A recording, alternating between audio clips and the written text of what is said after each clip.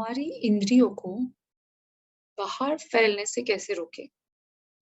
कैसे ही हम लोग अपने अंदर के साथ जुड़े, उसके ऊपर अपने ब्यूटीफुल थॉट्स शेयर करेंगे मिस्टर कमलेश उदासी जी, हमारे secretary of Indian yog association Gujarat chapter.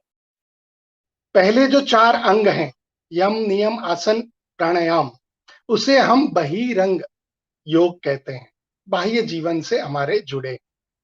और बाकी के जो 3 चरण हैं, धारणा, ध्यान और समाधि, वो अंतरंग है, हमारे अंतर मन से जुड़े हैं, वो जो 3 चरण हैं। पर बीच में जो ये प्रत्याहार का चरण है, 5वां चरण, वो इन दोनों को जोड़ने का काम करता है।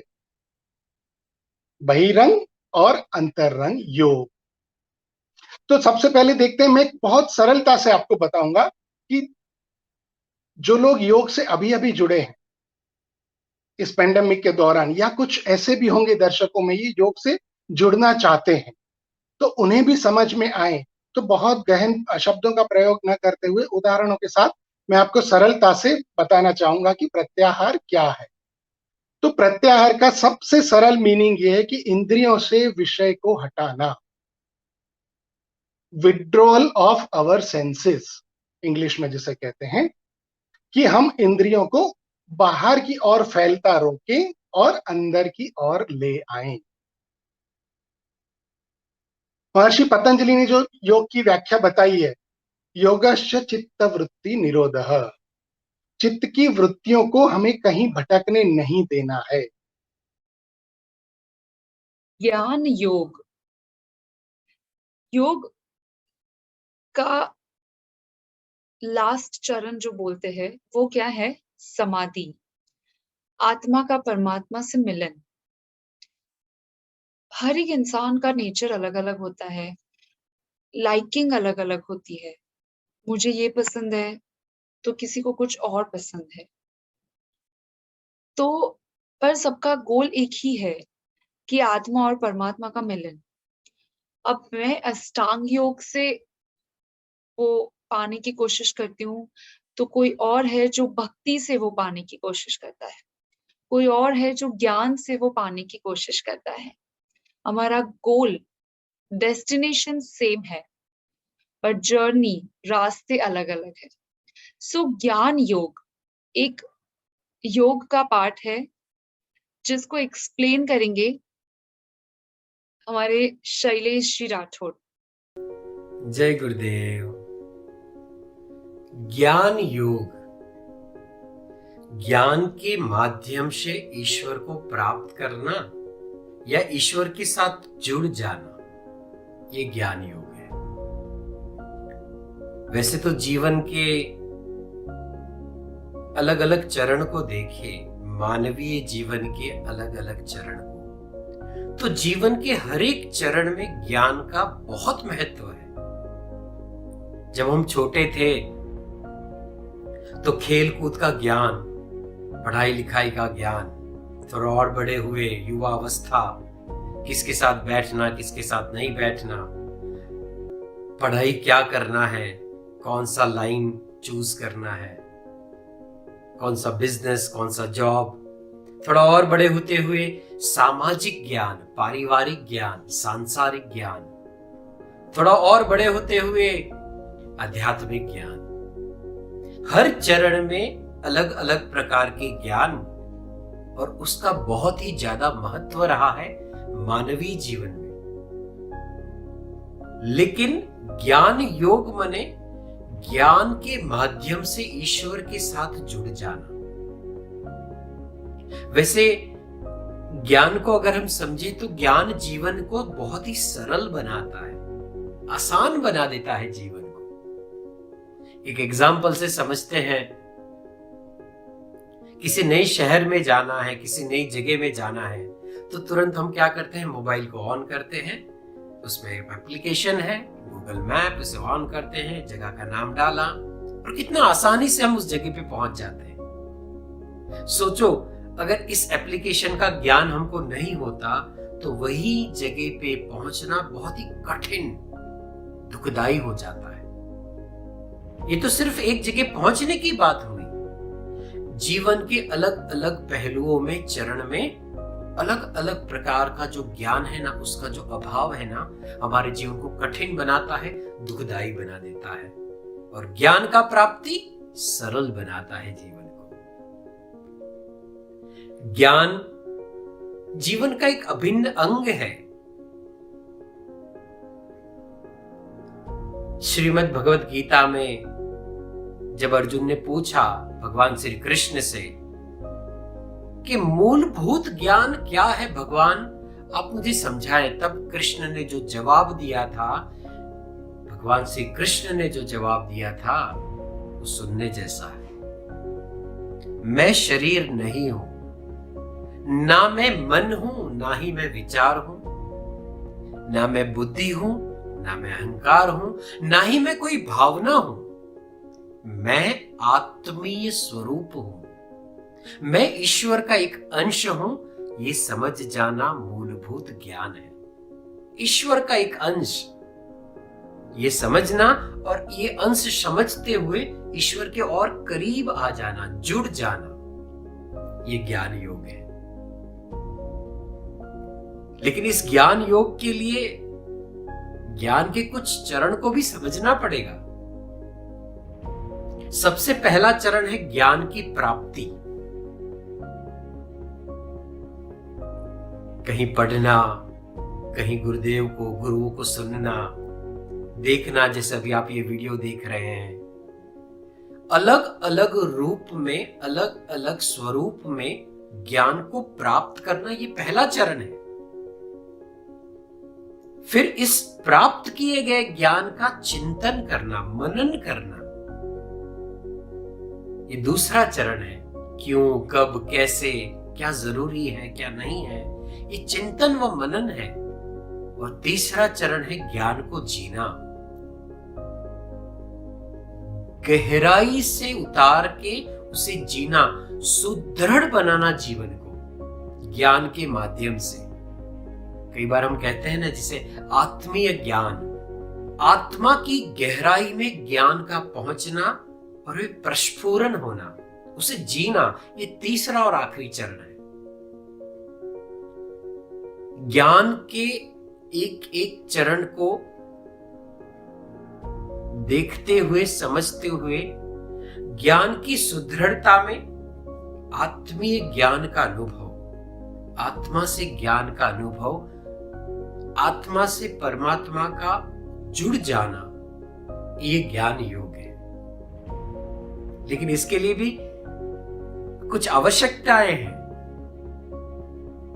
प्रकृति त्रिगुणावलंबी, इसका मतलब है इस प्रकृति में जो कुछ भी है ना, वो 3 गुणों में है, रजस, तमस और सत्व। रजस, राजसिक गुण। जब हमारे भीतर राजसिक गुण बहुत बढ़ता है ना, तो हम बैठ नहीं सकते, हम सुन नहीं सकते, हम बेचैन हो जाते हैं। और ऐसे व्यक्ति, ऐसे गुण वाले व्यक्ति ज्ञान को जल्दी ले नहीं पाते, प्राप्त नहीं कर पाते। उससे ठीक विपरीत है तामसिक, तमस, तामसिक गुण। जब ये गुण हमारे अंदर बढ़ते हैं तो हम बोर हो जाते हैं ज्ञान में, हमें अच्छा नहीं लगता, हमारे अंदर कुछ उतरता नहीं है, हम ढीले हो जाते हैं, हमें मजा नहीं आता। आजकल के बच्चों में ये दोनों गुण को आप देखोगे, जब पढ़ाई करने कुछ बच्चे बैठते हैं ना, थोड़ी थोड़ी देर में उठ जाते हैं, थोड़ी थोड़ी देर में वो कहीं और चले जाते हैं। ये रजोगुण है, राजसिक गुण। और कई बच्चे ऐसे होते हैं, लेक्चर चल रहा है, बैठे जरूर हैं, लेकिन कुछ भी अंदर नहीं उतरता, ये तामसिक गुण है। सच्चे ज्ञान की प्राप्ति या सच्चा ज्ञान योग होने के लिए सत्व गुण बहुत बढ़ाना पड़ेगा। सत्व गुण एक ऐसा गुण है ना, जिससे ज्ञान या ज्ञान योग की प्राप्ति हो सकती है। रजस व तमस ज्ञान योग में बाधक है, वो बीच में आ जाते हैं। तो सत्व का वृद्धि, उससे गहराई में ज्ञान योग से जुड़ना, यही ज्ञान योग में स्थापित होने के लिए या गहराई से उतरने का एक सच्चा रास्ता है।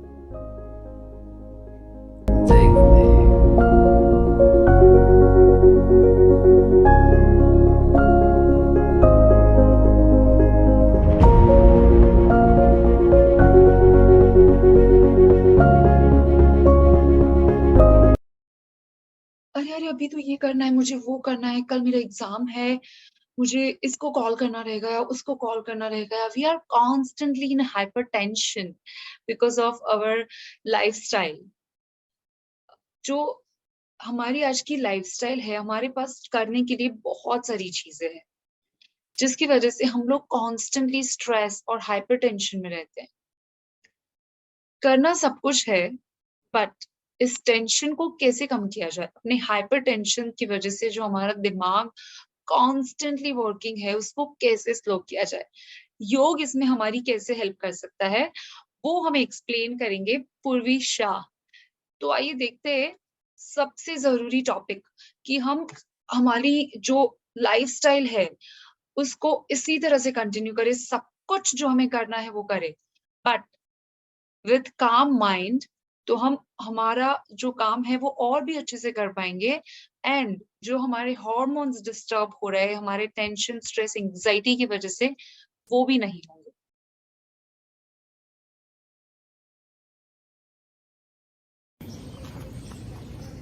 योगेन चित्तस्य पदेन वाचा मलं शरीरस्य च वेदकेन योपाकरोत्तं प्रवरं मुनीनं पतञ्जलि प्राञ्जलिरान तोस्मि।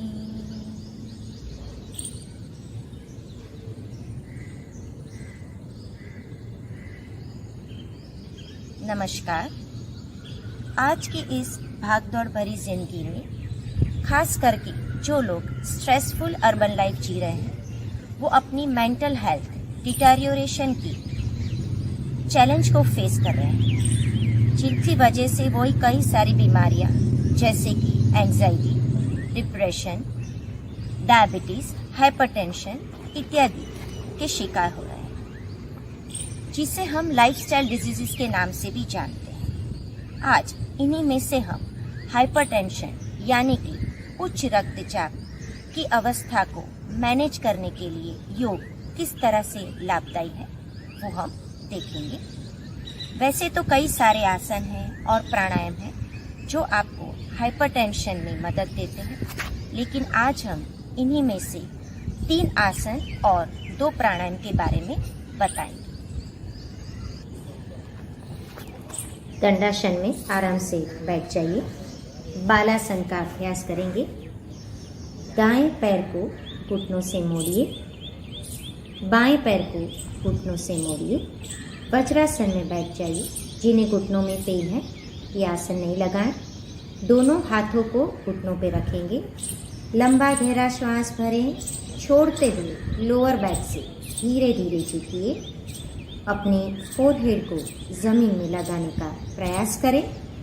हथेली जमीन की ओर स्पर्श कराएं। 2 से 3 राउंड नॉर्मल ब्रीथ। अब जो अपने मस्तिष्क को जमीन में नहीं रख सकते हैं वो अपने हाथ की मुट्ठी को बंद करेंगे और अपने मस्तिष्क को हथेली पर रख दें। Stay here for 2 to 3 breath. तीसरी तरीके से भी हम बालासन कर सकते हैं। अपने हाथ की शरीर से लगाएं, हथेली आसमान की ओर। Normal breath. अब धीरे धीरे श्वास भरते हुए आराम से धीरे धीरे श्वास भरते हुए ऊपर उठेंगे। श्वास छोड़ें। अब अपने आराम से वज्रासन धीरे धीरे खोल देंगे। फिर से अपने जिस तरह से गए थे वैसे ही वापस आएंगे। दाएं पैर को खोलिए, बाएं पैर को खोलिए। 1-2 लंबा गहरा श्वास लें, छोड़। दूसरा आसन पश्चिमोत्तानासन। श्वास लेते हुए हाथ ऊपर, छोड़ते हुए लोअर बैक से झुकिए। पैर के अंगूठे को पकड़ लीजिए। जिन्हें लोअर बैक पेन है वो लोग इस तरह से पश्चिमोत्तानासन करेंगे। Normal breath. अब जो लोग पूर्ण कर सकते हैं हाथों फिर से ऊपर उठाएं, श्वास भरें, लोअर बैक से झुकिए, पंजा अपनी ओर पकड़ के, कोहनी घुटनों के बाजू में, फोरहेड घुटनों के आगे लगाने का प्रयास कीजिए। श्वास लेते हुए हाथ ऊपर, छोड़ते हुए हाथ पीछे। थोड़ी देर रिलैक्स करेंगे हम। पैरों को थोड़ा सा खोल दीजिए। 2-3 लंबा गहरा श्वास ले, श्वास छोड़। इसका विपरीत आसन भी करेंगे और सेतु बंद आसन के लिए तैयार हो जाएंगे। आराम से पीठ के बल लेट जाइए। अपने दाएं पैर को घुटनों से मोड़िए, बाएं पैर को घुटनों से मोड़िए। हाथ अपने पैर की एड़ी को पकड़ने का प्रयास करें। नहीं पकड़ पाते हैं तो हथेली जमीन पर ही रखें। घुटना और पैर का तलवा एक लाइन में लाना है। कंधा रिलैक्स, सिर रिलैक्स। श्वास भरते भरते अपनी कमर को ऊपर उठाइए, साथ ही साथ अपनी पीठ को भी ऊपर उठाइए। जालंधर बंद लगाने का ट्राई कीजिए, चिन लॉक हो जाएगी आपकी। श्वास छोड़ते हुए धीरे धीरे नीचे आइए। एक राउंड और करेंगे। श्वास लेते हुए पुनः कमर को पुश कीजिए, पीठ को उठाइए। Stay here for 2 to 3 breath. श्वास छोड़ते हुए नीचे आइए। लोअर बैक पर स्ट्रेच हुआ है, इसीलिए दोनों पैरों को अपनी ओर ले आइए। हाथ की उंगलियों को फंसाइए, पैरों को चेस्ट से दबाइए। 2-3 लंबा गहरा श्वास लें, लंबा गहरा श्वास छोड़ें। धीरे धीरे पैर को जमीन पे वापस रखें। एक एक करके पैर सीधा कर लीजिए। पैरों को थोड़ा सा खोल दीजिए। हाथ बगल से चिपके हुए नहीं, हाथों को खोल दीजिए। Shavasana. Completely relax your body. While inhale, expand your abdomen. While exhale, contract your abdomen. Complete relax your body. धीरे धीरे दोनों पैरों को जोड़िए। हाथ की उंगलियां सिर के पीछे फंसाइए। पूरे शरीर को अच्छे से तानिए। धीरे धीरे लेफ्ट साइड करवट ले लीजिए और अपने आसन पर आराम से बैठ जाइए।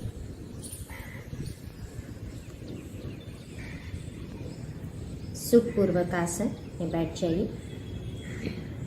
सबसे पहले हम शीतली प्राणायाम करेंगे। शीतली प्राणायाम के लिए अपनी जीभ को बाहर निकालिए।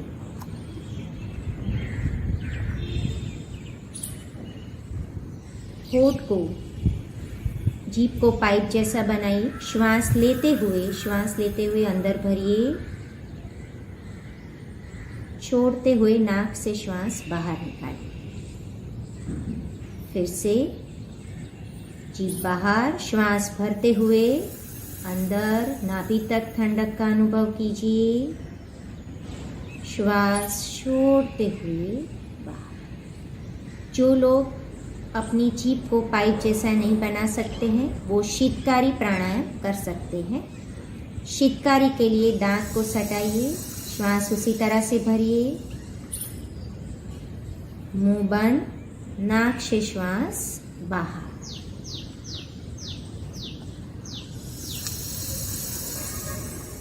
श्वास अंदर, श्वास बाहर।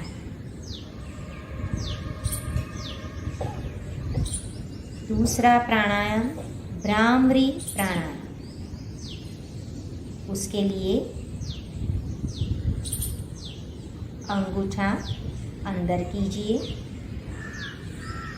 3 उंगली से मुट्ठी बनाइए। प्रथम उंगली कान में लगाएंगे पहले, उंगली को पलट कर लॉक कर दीजिए। आंखें बंद, मकार, श्वास अंदर,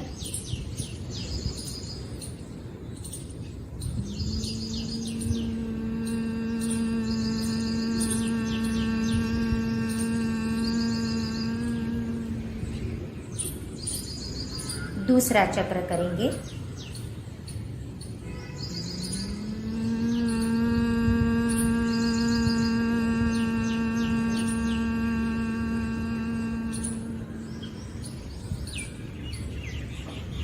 तीसरा राउंड, लंबी गहरी श्वास।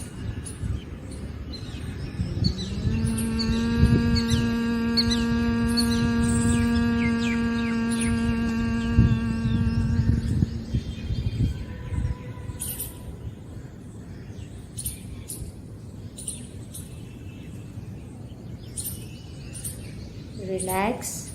भ्रामरी के गूंज को मस्तिष्क में महसूस करें।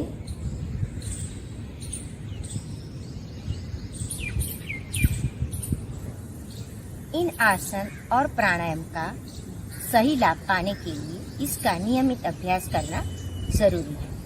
प्रणाम, धन्यवाद। Achieve wellness, but without spiritual health, it's highly impossible. Spiritualizing our daily life means a proper lifestyle, connection with others, asking about the meaning and purpose of life, and transcendence altogether makes this story complete.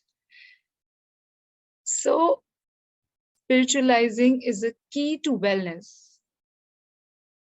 हमारे doctor Vijay Kumar, he's a really great yoga therapy and Ayurvedic consultant.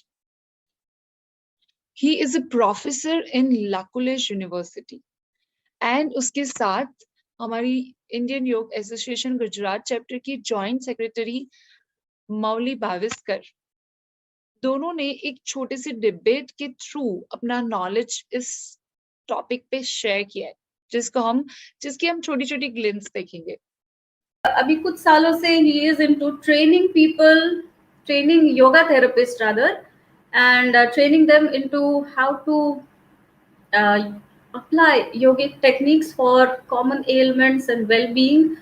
और बहुत दृढ़ इनका मानना है कि योग और अपना जो डे टू डे लाइफ है, साधारण जनजीवन है, ये दोनों का बहुत सम्मिलित एक लाइफस्टाइल हमें बनाना चाहिए। So when we separate out our lives, the day to day life from spirituality, what all happens. So कभी कभी हमें लगता है कि योग अलग है, हम सुबह 1 घंटा कर लिया, 2 घंटा कर लिया, बाकी अपना दिन चल रहा है, जैसे चल रहा है अच्छा है। तो क्या हम योग को अपने पूरे दिन में कहीं पे ला सकते हैं? और खास करके योग से भी एक चीज आती है कि आध्यात्मिकता, spirituality. When we talk about spirituality, people have this belief systems कि शायद कुछ उम्र के बाद ये सब चीजें करेंगे, अभी हमारा जो सांसारिक जीवन चल रहा है उसके ऊपर ध्यान ज्यादा देना चाहिए। तो चलिए मानते हैं कि स्पिरिचुअलिटी में, आध्यात्मिकता में आपका इंटरेस्ट हो ना हो, बट अगर हम कहें कि आपका जो वेलबीइंग है, हेल्थ कोशेंट है, वो स्पिरिचुअलिटी से कनेक्टेड है, तो आप क्या समझेंगे? तो वही हमारा आज का चर्चा का विषय है, spiritualizing our daily lives, key to wellness. So with that kind of a platform, sir, I invite you to open the stage and enlighten us with your topic. Very warm welcome again. Thank you very much, Maulik ji, and namaste everybody. Thank you very much for giving me this opportunity. आज क्योंकि जो topic है उसको सुनने के बाद लोगों को ऐसा लगता है कि इनका उम्र बहुत कम है स्पिरिचुअलिटी के बारे में बात करने के लिए। सबसे पहले चीज़ तो दिमाग में वही आएगा, क्योंकि हम सबके दिमाग में वही है कि स्पिरिचुअलिटी का मतलब है कुछ उम्र के बाद करने वाली चीज़ है। सो वो अभी अभी नहीं कर सकते। स्पिरिचुअलिटी समथिंग जैसे आप मंदिरों में करते हैं या कोई भी जैसे आश्रम में, हमारे दिमाग में वही है कि स्पिरिचुअलिटी का मतलब है समथिंग आफ्टर 60s और 70s व्हाट वी डू। लेकिन आज मेरा टॉपिक जो है स्पिरिचुअलाइजिंग डेली एक्टिविटी, सबसे पहले हमें ये जानना ज़रूरी है कि what do you mean by spirituality, spirituality होता क्या है और हमारा दैनंदिन जीवन को आध्यात्मिक ओर से कैसे जोड़ा जा सकता है और जोड़ने से हमें क्या फ़ायदा मिल सकता है, वो आज के हमारा मुद्दा है। तो सबसे पहले ये जानने के लिए कोशिश करेंगे कि हम नॉर्मली रोज़ाना जैसे ग्रीन टी से लेकर हेल्थ क्लब तक हर जगह, इवन डॉक्टर शॉप्स जो क्लिनिक्स है या सुपर स्पेशलिटी हॉस्पिटल्स है, वहाँ पे भी वेलनेस वेलनेस बहुत बार सुनते हैं।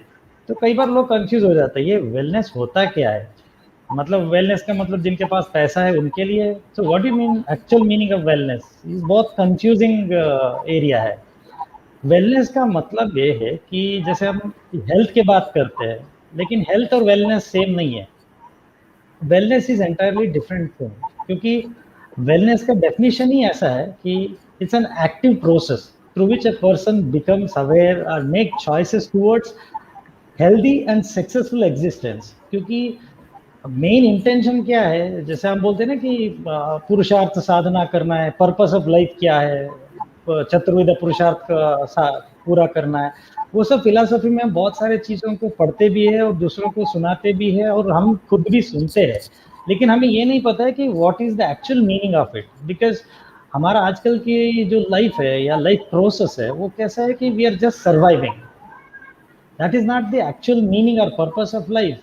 It's all about thriving. Thriving यानी कुछ पर्पस होना चाहिए, कुछ मीनिंग होना चाहिए और सबसे ज़्यादा एक सेटिस्फेक्शन होना चाहिए। वो सबसे इम्पॉर्टेंट चीज़ है। भले जो शारीरिक स्थिति उनका कैसे भी क्यों ना हो, मानसिक स्थिति कैसे कैसे भी हो, लेकिन फिर भी एक इंसान अपने अंदर से खुश रह सकता है। वही इस पूरा वेलनेस के पीछे का राज है। तो वो कोई पैसे वाले लोगों को या गांव शहर में रहने वालों को या विदेशों में रहने वाले, फिर ऐसे कोई कम्युनिटी बेस्ड ये नहीं है इसका अप्रोच। वेलनेस का मतलब हर एक इंसान खुश रह सकता है। जब अपने अंदर से अपने आप से अगर कोई इंसान खुश रहता है, उसको ही हम कहते हैं state of wellness. World health organization का तो डेफिनेशन आप सबने देखा है, वो हेल्थ का डेफिनेशन वो उन्होंने क्लियरली दिया है कि it is not mayor absence of disease, it's a state of wellness of physical, mental, social. तो उन सबका मतलब क्या है कि एक इंसान अपने आप से और अपने वातावरण से जब खुश रहेगा तब भी ये सारे चीज हो सकता है। यानी आप कह सकते हैं he is in a state of health. लेकिन हेल्थ या आरोग्य इतना नहीं है, उससे आगे भी बढ़ना है। आरोग्य के बाद क्या है, आरोग्य के बाद स्वास्थ्य है। लेकिन मॉडर्न अंडरस्टैंडिंग या मॉडर्न साइंस में स्वास्थ्य शब्द उनके पास नहीं है और उसके प्रति उनका इतना ज़्यादा आप कह सकते हैं ना कि उसके पास कंटेंट नहीं है। उनको हेल्थ तक की उनका अंडरस्टैंडिंग है। मॉडर्न साइंस में हेल्थ के बाद वो नहीं बोल सकते। They always talk about only health. Beyond health they don't have any further explanation. But Indian context में हमारे पास इतना कुछ डिटेल्ड इंफॉर्मेशन है, इवन हमारे पास प्रोसीजर्स भी है। आप बोलते हैं ना कि मेथोडोलॉजिकल प्रोसीजर्स, इसके बाद ये करना, इसके बाद ये करना। जैसे पतंजलि योग सूत्र में यमा नियम से लेकर समाधि तक, तो स्टेप बाय स्टेप एवोल्यूशनरी जो प्रोसेस है उसको भी मेथोडोलॉजिकली बताया गया है। ऐसे बहुत सारे उपनिषद की कॉन्टेक्स्ट में, वैदिक कॉन्टेक्स्ट में बहुत सारे इंडियन स्क्रिप्चर्स है, इसमें इसका बहुत ज़्यादा डिटेल में हमें ज्ञान मिलता है। But unfortunately we have failed to recognize it and we have failed to implement in our day to day activity. पूरा दिन मैं ऑफिस में रहता हूँ या रहती हूँ, मुझे टाइम ही नहीं है योग करने का, अपने लिए कुछ फिजिकल एक्टिविटी करने का। ये सिर्फ एक बहाना है। अपने डेस्क पे बैठ के अपने ऑफिस टाइम में थोड़ा सा टाइम निकाल के भी आप योग कर सकते हैं चेयर पे बैठ के। ये एक नया वेरिएशन हमारी Indian yog association Gujarat chapter की जॉइंट सेक्रेटरी भक्ति शाह लेकर आई है। वो आपको सिखाएंगे कि चेयर पे बैठ के ही योग कैसे किया जा सकता है, कैसे अपने आप को हेल्दी रखा जा सकता है। तो चलिए देखते हैं।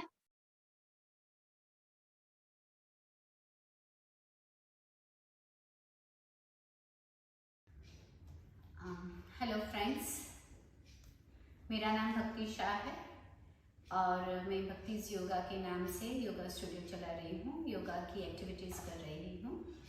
आई am also part of Indian yoga association Gujarat chapter और I am joint secretary and we do lot of activities in this area.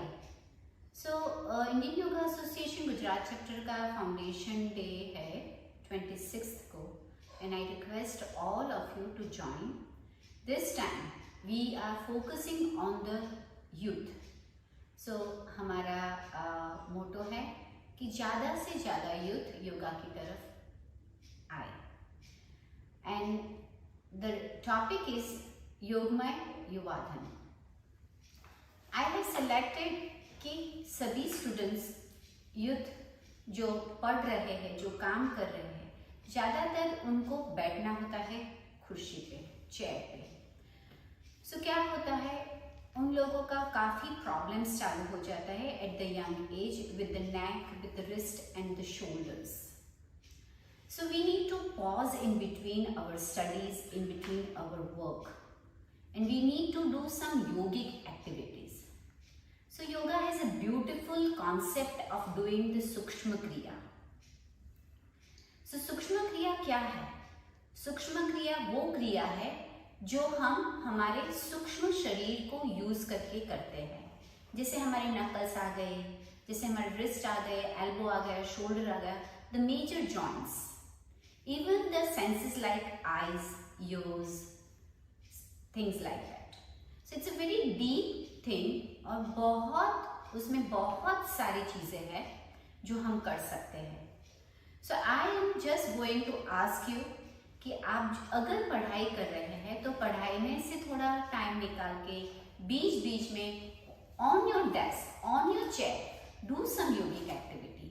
अगर आप ऑफिस में काम कर रहे हैं तो वहाँ पे भी आप ये कर सकते हैं।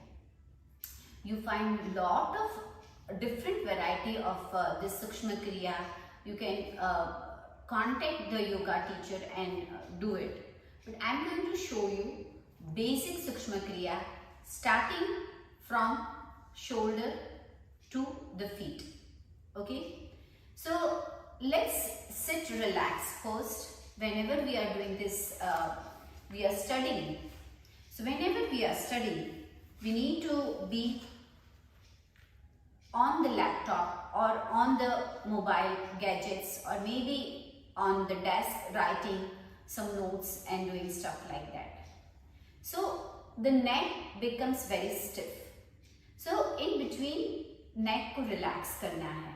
I would suggest कि अगर every 1.5 or 2 hours, if you take a few minutes and do this, it is going to help you a lot. So neck को relax कैसे करते हैं? First of all, आप जो भी एक्टिविटी करते हैं उसको बंद करो। अगर कंप्यूटर आपका लैपटॉप चल रहा है तो उसका स्क्रीन मॉनिटर को बंद करो। अगर आप कुछ पढ़ाई कर रहे हैं तो वो बुक्स थोड़ा बंद करो 3, 4, 5 मिनट्स के लिए and do this. Do whatever you need among this all sukshma kriyas. Okay, so we start from neck first. Sit tall nicely on the chair and keep the neck absolutely relaxed, pressing down and then stretching up. You may also stretch right and left, and you can also press right and left. So do this very gently, swiftly, और पूरा ध्यान लगा के करना है. You can repeat this few times. You can also go for a gentle rotation of your neck. सो क्या होगा, आपकी पूरी नर्वस सिस्टम जो दिमाग से होते हुए स्पाइनल कॉर्ड से होते हुए शरीर में जाती है वो रिलैक्स होगी, आपका नेक पूरा रिलैक्स होगा। And then go for the reverse. So these are the few exercises I'm showing it to you. So after neck, the second important joint is the shoulder.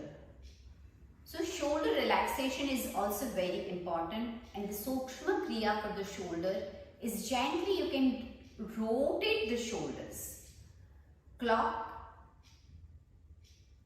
anti-clock.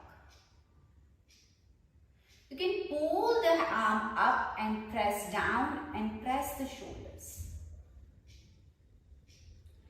This will increase the circulation in the shoulder and give expansion of the chest area, and you will be very relaxed with the shoulder part. Do it on the other side. You can also lock the asana called Gomukha Asana, opening the chest and nicely stretching the shoulders. If you cannot reach, आप अगर पहुंच नहीं सकते आपके arm के ऊपर, तो use the napkin and tie it and use it. So shoulder के लिए you can also pull the shoulders up and down, back and forth. Now let's come to the wrist and the palms and the fingers. Along with the shoulder, stretch and press.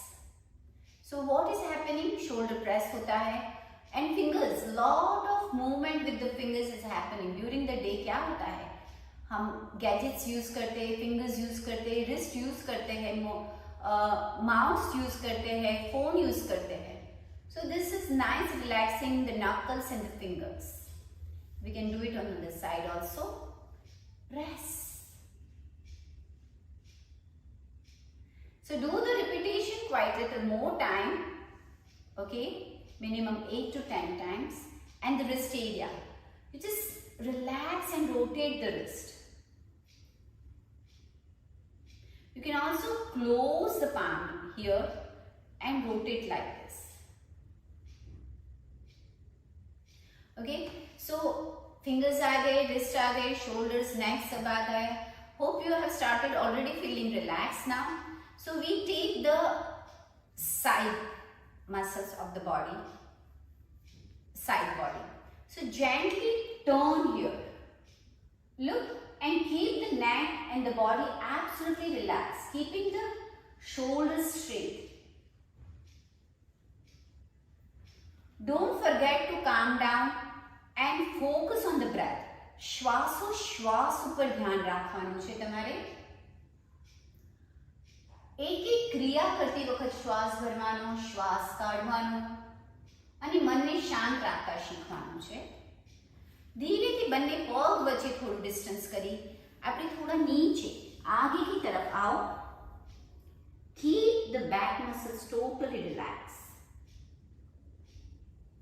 Come on. So this is very, very important kriyas you can perform while studying, while working. Let this be your habit, you know. So these are the main kriyas for the back muscles. You can also stretch पीछे की तरफ हल्का सा पूरा टेका दे दो और पीछे की तरफ ले जाओ नेक को. Relaxing the neck, relaxing the back muscles. Relax. And now let's come to the feet. Pull the feet up. Bring closer to the body. If it is possible for you to remove the shoes, to remove your shoes and bring the leg up. Relax. Take few breaths and do it on other side. Relax. हल्का से नी में से खींच के भी आपके पैर को सीधा करके gently bring the awareness to the feet and press the feet. Go back and forth. You can go circulation with the feet also. दूसरा पैर hold. You can hold. आप आपके हाथ से hold कर सकते हो, अंदर बाहर कर सकते हो.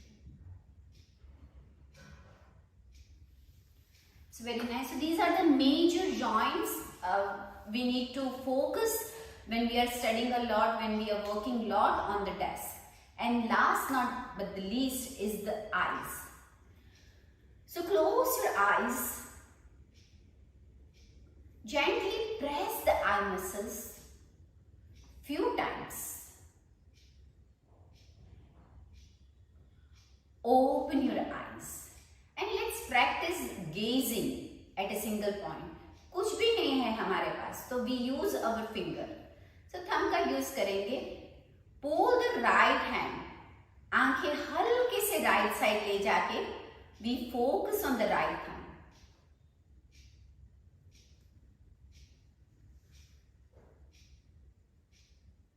Relax. Left side.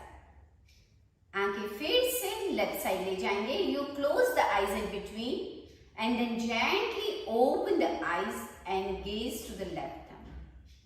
Left side.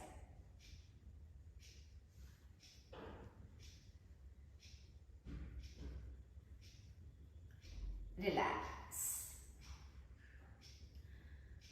Last in the middle.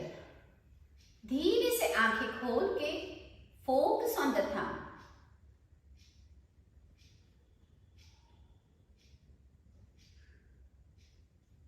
So repeat this Sukshma Kriya also few times, couple of times depending on your time. You can divide Sukshma Kriya into 2 to 3 parts and do it like every half an hour,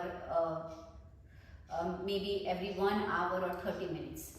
Okay, one very important thing, एक बहुत ही बात मुझे आपको बतानी है, बहुत ही सही बात है कि आप खुशी से उठो.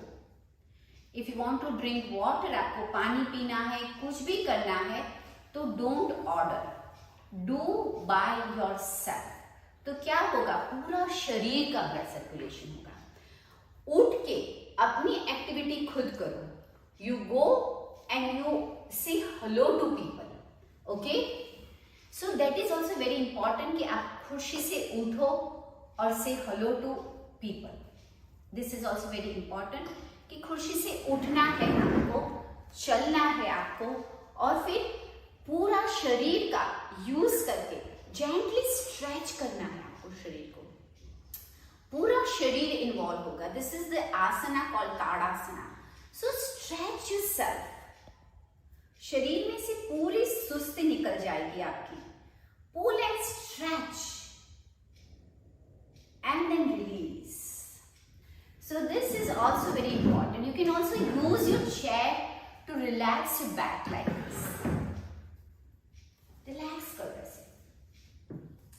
आपकी बैक प्रॉब्लम सभी जो भी बैक में टेंशन आते हैं वो सब धीरे धीरे release. Bring the awareness to the breath and do some few breathing here.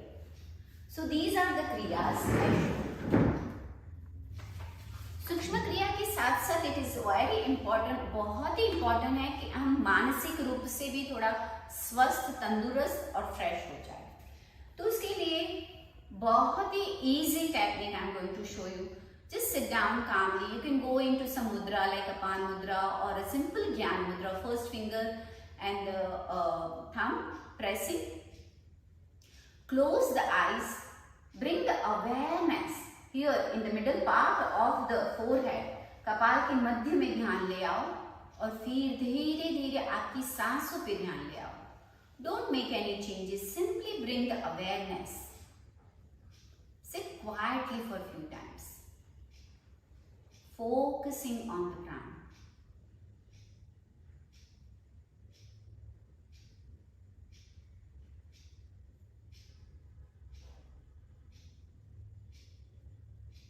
Relax. इससे क्या होगा? आपका मन भी अभी शांत हो जाएगा. 30 seconds to 1 minute. Only 30 seconds to 1 minute. 1 kriyas if you do it. 2 to 3 kriyas if you take it. You see the difference in your work, in your studies. So on 26th, I would like and wish everybody to join for our mega program. और पूरी दुनिया में से बड़े बड़े योगी join हो रहे हैं to share their knowledge with you all focusing only on the youth. Thank you for joining me and hope this will help you. You can anytime contact me for further details. Thank you. Namaste. योगमय युवा धन specially और the youth के topic पे कुछ share करेंगे हमारी Mittal Kotija Shah, vice chairman of Indian yog association Gujarat chapter.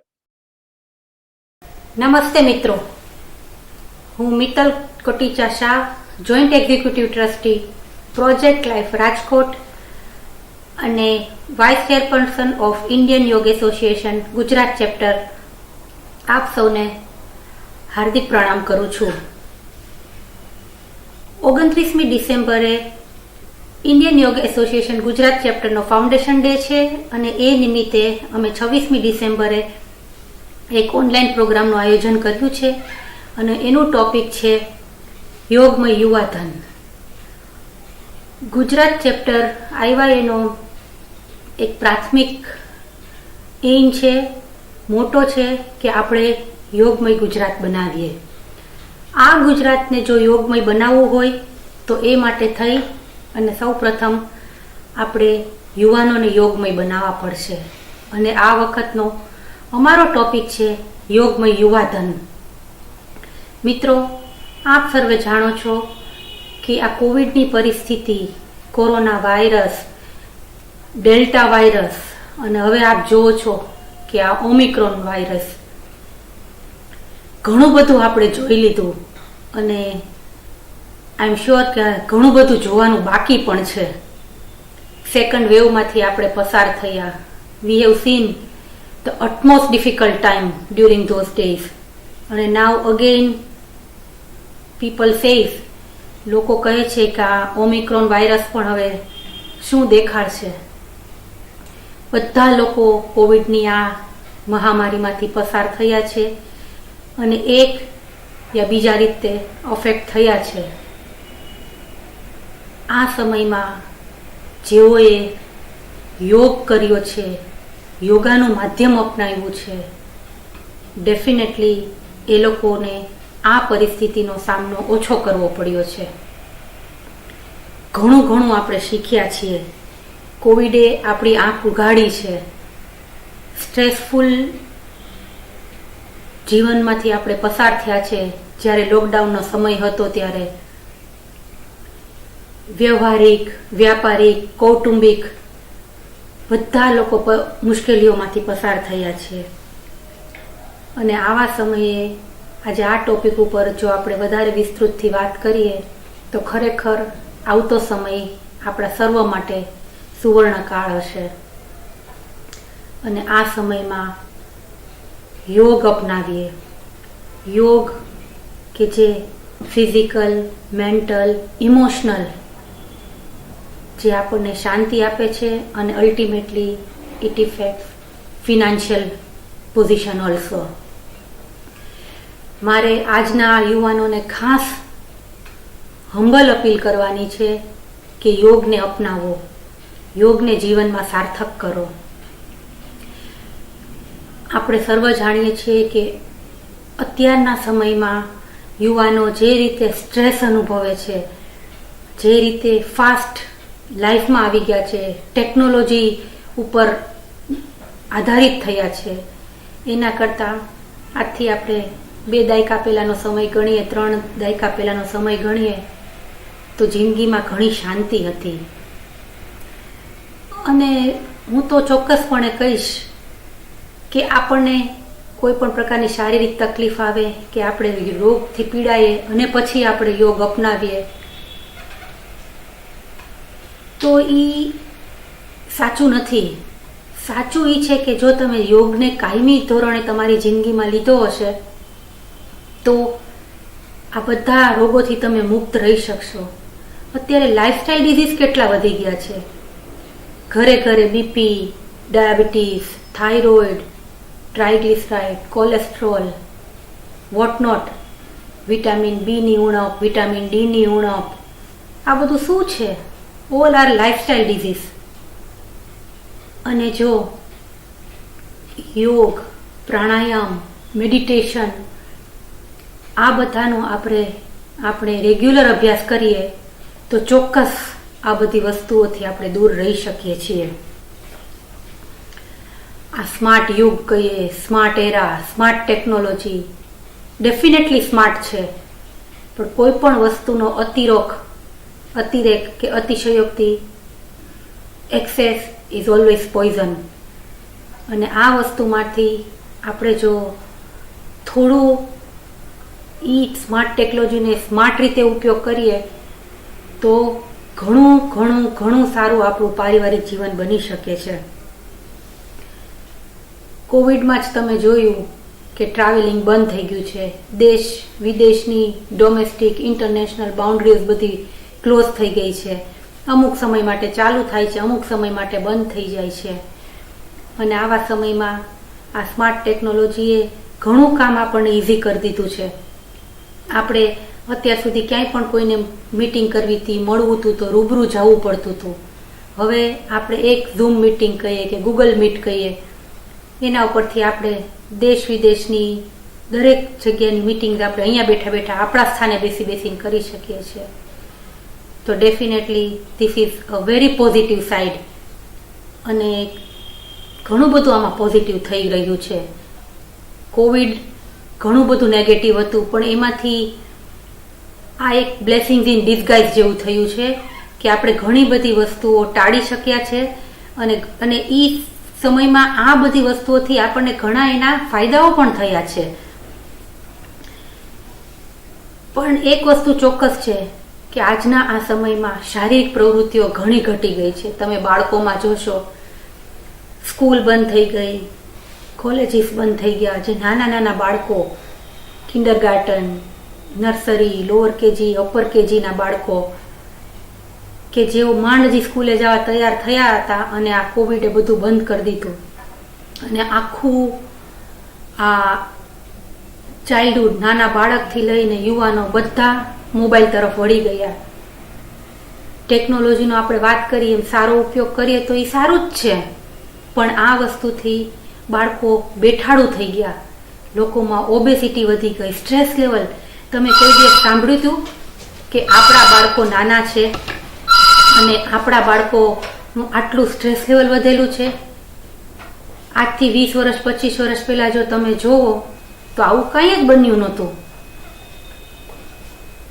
બાળકો ઘણી રીતે આ બધી વસ્તુ એમને હાનિકારક થઈ છે, ઘણી તકલીફો પડી છે. અને સેમ યુવાનો પણ એમાં અફેક્ટ થયા છે. તો જો આવા સમયમાં આપણે યોગને અપનાવીએ અને બાળકોને અત્યારથી જ યોગની થોડી જો ટેવ પાડીએ તો આવતો સમય ઘણો સારો થશે. અને યોગને આપણે આપણા જીવનમાં ઉતારવાનું છે, એને રૂટીનમાં લઈ આવવાનું છે. જેમ આપણે રૂટીનમાં આપણી રેગ્યુલર નિત્યક્રમ કરીએ છીએ, એ રીતે જો યોગને એક રૂટીનમાં લઈ આવીએ તો આવતા સમયમાં ઘણો સારો શારીરિક, માનસિક, બૌદ્ધિક, આધ્યાત્મિક વિકાસ થશે. સ્ટ્રેસનું પ્રમાણ બાળકોમાં વધતું જાય છે. નાના પેલા 20-25 વર્ષ પહેલા જુઓ તો બાળકો શેરી રમતો રમતા હતા, બહાર બધા બાળકો રમવા જતા હતા, હારતા હતા, જીતતા હતા, એકબીજા સાથે સંપીને રહેતા હતા. નાના મોટા ઝઘડાઓ થાય તો એકબીજા સુલે કરતા હતા, સોલ્વ કરતા હતા. એમાંથી લોકોને લીડરશિપની ક્વોલિટી ડેવલપ થતી હતી. આ બધું જ થતું હતું. અને હવે બાળકો બધા મોબાઈલ ગેમ રમવા માંડ્યા છે. યુવાનો Facebook, Instagram, social media, what not એમાં જ રચેલા પચેલા રહે છે. કે શહેરી રમતો ઘટતી ગઈ છે, મોબાઈલ ગેમ્સ ચાલુ થઈ ગઈ છે. અને આપ જોયો છો કે બાળકો નાના હતા, રમતા હતા, હારતા હતા, જીતતા હતા, બધું શીખતા હતા. સ્પોર્ટ્સમેન સ્પિરિટ હતું બાળકોમાં. પણ હવે મોબાઈલ ગેમમાં હાર થાય એટલે તરત ગેમ ક્વિટ કરી દે છે, અગેન નવી ગેમ સ્ટાર્ટ કરે છે. એટલે બાળકો હાર પચાવી શકતા નથી. આ જ બાળક જો આવતા સમયમાં હાર ન પચાવે તો ઘણા બધા ન ભરવાના પગલાઓ ભરી શકે છે. તમે જુઓ છો બાળકોમાં સુસાઇડલ ટેન્ડન્સી આવી ગઈ છે, લોકોને સુસાઇડલ થોટ્સ આવે છે, આત્મહત્યાના વિચારો આવે છે. તો આ બધું શું છે? માનસિક અશાંતિ જ છે ને. અને જો બાળકોમાં માનસિક શાંતિ ડેવલપ કરવી હોય તો એ લોકોએ યોગ અપનાવવો જ પડશે. અને આ માટે થઈ અને મા બાપે થોડું જાગૃત થવાની જરૂર છે. આ હાઈટેક યુગ આવી ગયો છે, બધાની લાઈફસ્ટાઈલ હાઈ થઈ ગઈ છે. રોજની ડે ટુ ડે મીટ કરવા અને હાઈ લાઈફસ્ટાઈલને અપનાવવા માટે થઈને માતા પિતા બંને આજના સમયમાં કામ કરવું પડે છે. પહેલાંના સમયમાં બાળકો જોઈન્ટ ફેમિલીમાં રહેતા અને વડીલો સાથે, દાદા દાદી, નાના નાની સાથે મોટા થતા. પણ હવેના સમયમાં મા બાપો એકલા રહેવા માંડ્યા છે, સ્વતંત્ર રહેવા માંડ્યા છે અને બાળકોને બીજા લોકોએ ઉછેરવા પડે છે. આમાં પણ આપણે જોવું જોઈએ કે આપણી ક્યાં ભૂલ છે. મા બાપનું પણ પ્રેશર હવે વધ્યું છે. બાળકો ઓછા થઈ ગયા. પહેલાના જમાનામાં બાળકો વધારે હતા, 4, 5, 6 ભાઈઓ બહેના હતા, અંદરે રમીને મોટા થતા. હવે 1 કે 2 બાળક થઈ ગયું છે. એટલે મા બાપે પણ પોતે થોડી જાગૃતતા રાખવાની જરૂર છે. મારું બાળક હંમેશા ફર્સ્ટ આવવું જોઈએ, મારું બાળક હંમેશા આગળ આવવું જોઈએ. નાનપણથી જ જે ફર્સ્ટ આવવું જોઈએ, આગળ આવવું જોઈએ, એના માટે થઈને જે એને પ્રેશર કરવામાં આવે છે.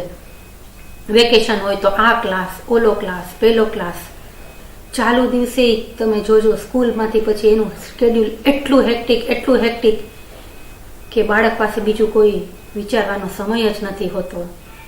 તો આ સમયે મા બાપે પણ થોડી જાગૃતતા કેળવી અને બાળકને જે એનો સમય છે, બચપન છે તો બચપનમાં એને વિતાવા દો, જુવાની તો જુવાનીમાં વિતાવા દો. સ્ટ્રેસ બરાબર છે, સ્ટ્રેસ મહદઅંશે સારું પણ છે. જો એ સ્ટ્રેસને તમે પોઝિટિવ લ્યો તો આ જ સ્ટ્રેસ થોડું ઘણું હોય તો આપણને આગળ આવવામાં ડેવલપ કરે છે. ના, I want to achieve something, પણ let this decision is taken by the child or children or the youth. Parents don't force your children to get the first number. અને એના માટે થઈને જ આજે બાળ હાથ પચાવતું નથી.